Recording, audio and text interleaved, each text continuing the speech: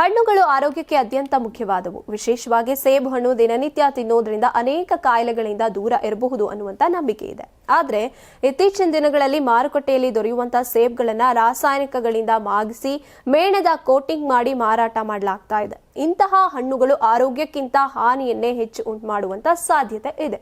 ಹೀಗಾಗಿ ಖರೀದಿಸೋ ಮುಂಚೆ ಎಚ್ಚರಿಕೆ ವಹಿಸುವುದು ತುಂಬಾ ಅಗತ್ಯ. ನೈಸರ್ಗಿಕ ಸೇಬು ಹಣ್ಣು ಸಾಮಾನ್ಯವಾಗಿ ಮಂದ ಕೆಂಪು ಅಥವಾ ಹಸಿರು ಬಣ್ಣದಲ್ಲಿ ಇರುತ್ತೆ. ಸಿಪ್ಪೆ ಸ್ವಲ್ಪ ಒರಟಾಗಿರುತ್ತೆ ಮತ್ತೆ ಪಟ್ಟೆಗಳು ಕಾಣಿಸ್ತಾ ಇರುತ್ತೆ. ಆದ್ರೆ ನಕಲಿ ಅಥವಾ ರಾಸಾಯನಿಕವಾಗಿ ಮಾಗಿದ ಸೇಬು ತುಂಬಾ ಹೊಳೆಯುವ, ನಯವಾದ ಮತ್ತೆ ಸಂಪೂರ್ಣ ಕೆಂಪಾಗಿ ಇರುತ್ತೆ.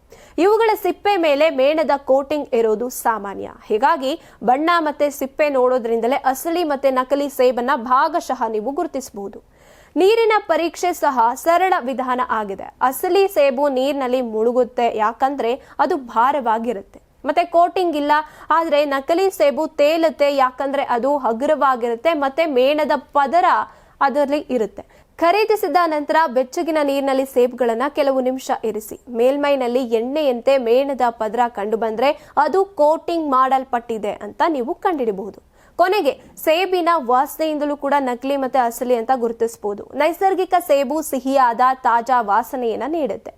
ರಾಸಾಯನಿಕಗಳಿಂದ ಮಾಗಿದಂತ ಸೇಬಿನ ವಾಸನೆ ಇಲ್ಲದೆ ಇರಬಹುದು ಅಥವಾ ವಿಚಿತ್ರವಾದ ವಾಸನೆ ಇರಬಹುದು. ಹೀಗಾಗಿ ಸೇಬು ಖರೀದಿಸುವಾಗ ಬಣ್ಣ, ಸಿಪ್ಪೆ, ನೀರಿನ ಪರೀಕ್ಷೆ ಮತ್ತೆ ವಾಸನೆ ಮೂಲಕ ಸರಳವಾಗಿ ನಕಲಿಯನ್ನ ನೀವು ಗುರುತಿಸಬಹುದು. ಇದು ಆರೋಗ್ಯ ಕಾಪಾಡಿಕೊಳ್ಳುವಂತ ಸರಳ ಆದರೆ ಪರಿಣಾಮಕಾರಿ ವಿಧಾನವಾಗಿದೆ.